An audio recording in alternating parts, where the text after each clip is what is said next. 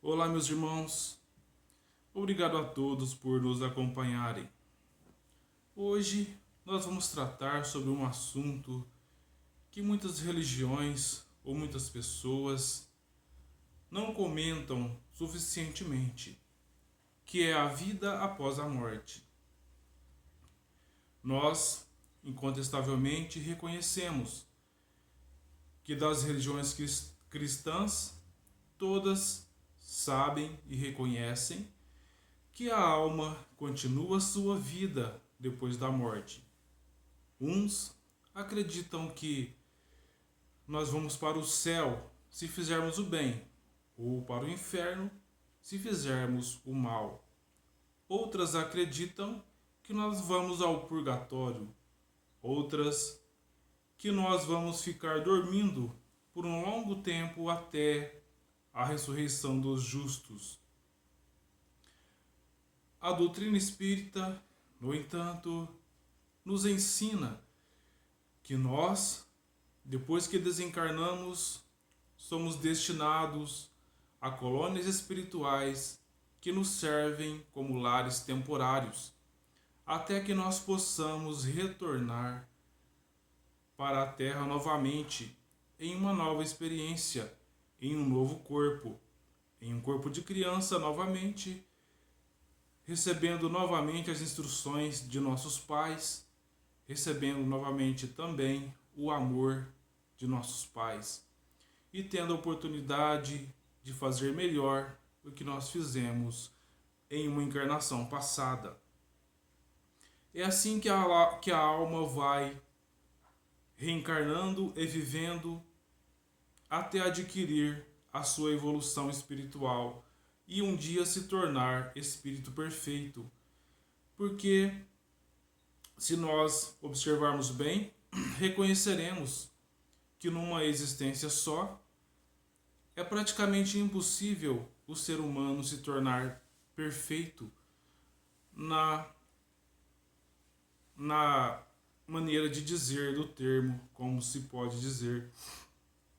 Porque Jesus disse: sedes perfeitos, como vosso Pai Celestial é perfeito.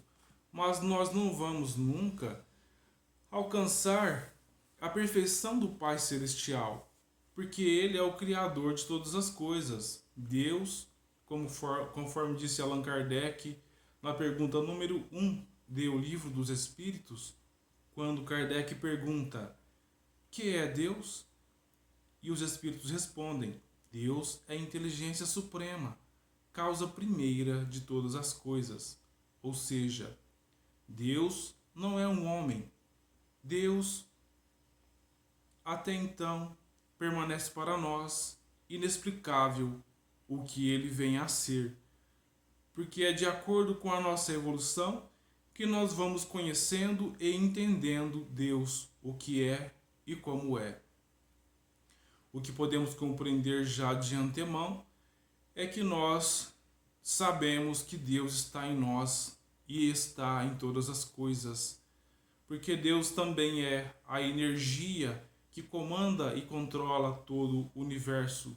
Entre muitas coisas que ele nos representa, essa é uma delas.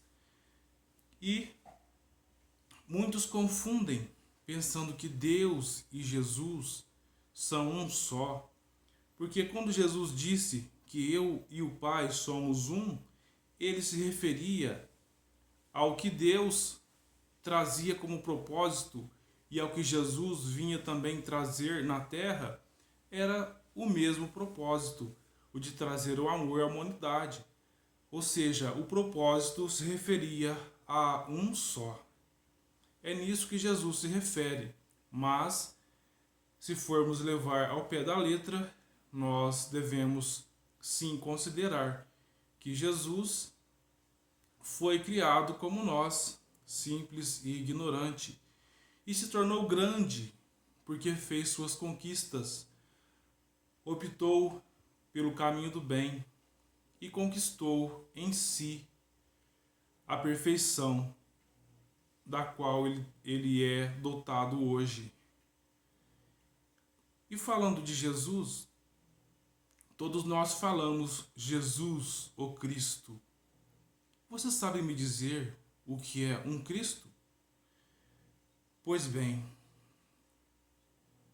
no livro A Caminho da Luz, de Francisco Cândido Xavier, Emmanuel nos fala que existem vários Cristos pelo universo.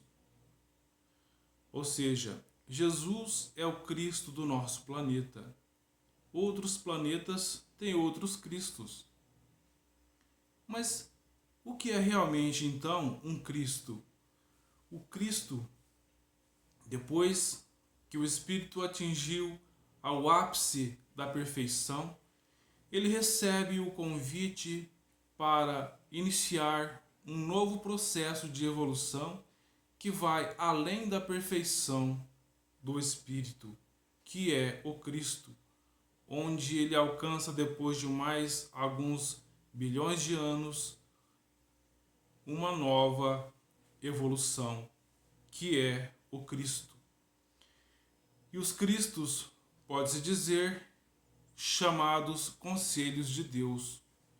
O conselho de Deus, ele se reúne para determinar os acontecimentos necessários para cada planeta, para cada sistema solar.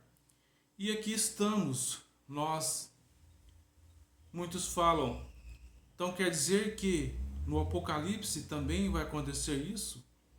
E aí, meus irmãos, eu venho mais uma vez a lhes dizer, o Apocalipse, como se diz na Bíblia, é necessário ser melhor entendido e compreendido.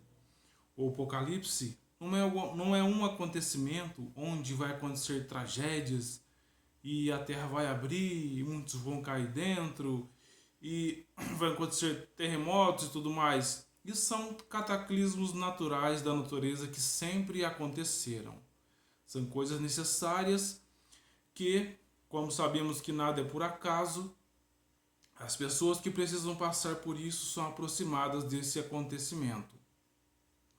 O Apocalipse, no que se diz respeito à transformação do ser humano, é o momento em que as galáxias se aproximam. Os planetas também ficam mais próximos. E nesse momento acontece uma transferência em massa de espíritos de um planeta para outro. Mas por que essa transferência? E aí chega o ponto em que a doutrina espírita nos ensina. É a regeneração. Todos os planetas, assim como nós seres humanos, também evoluem. E a Terra está chegando no seu ápice da evolução, pelo menos no que se diz respeito à regeneração.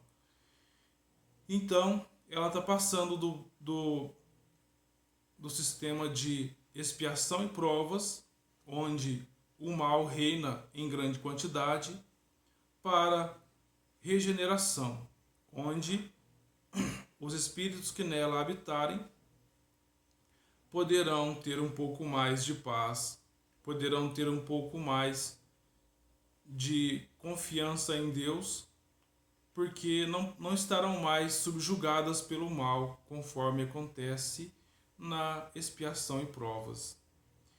Então, o Apocalipse, aproveitando esse processo,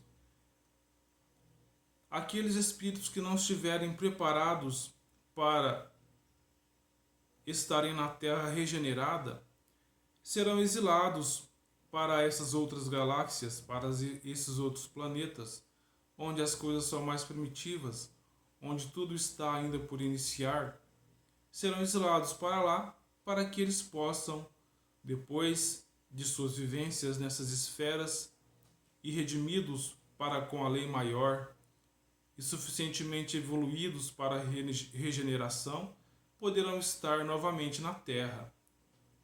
Então, aqueles que estiverem já em condição de regeneração, esses permanecerão na Terra, neste momento de Apocalipse, permanecendo na Terra, tendo vivências saudáveis uns para com os outros, porque a regeneração é o momento onde vivem na terra aqueles que já querem o bem uns dos outros, aqueles que querem o amor uns dos outros, aquele que tem empatia pelo próximo, aquele que se coloca no lugar do outro na hora da dor. Então, meus irmãos, o espírito continua sempre a sua evolução. E para aqueles que não conseguem ainda acreditar na reencarnação, isso está bem explícito na Bíblia. Para aqueles que quiserem confirmar, é só ir lá em Mateus, capítulo 17, versículo 10 a 13, ou então em Marcos, capítulo 9, versículo 11 a 13, onde é falado assim: Jesus, após a transfiguração, descendo do monte. Seus discípulos então o interrogaram desta forma: por que dizem os escribas ser preciso que antes volte Elias? E Jesus respondeu: é verdade que Elias há de vir e restabelecer todas as coisas, mas eu vos declaro que Elias já veio, e eles não o reconheceram, e o trataram como lhes aprouve. É assim que o farão sofrer o Filho do Homem. Então, seus discípulos compreenderam que fora de João Batista que ele falara. Então, meus irmãos, não é questão mais de argumentos, está explícito, está lá na Bíblia. É só questão mesmo de aceitar. Então eu agradeço a todos por ter nos acompanhado até aqui. Obrigado por assistir mais este vídeo. Muita paz a todos.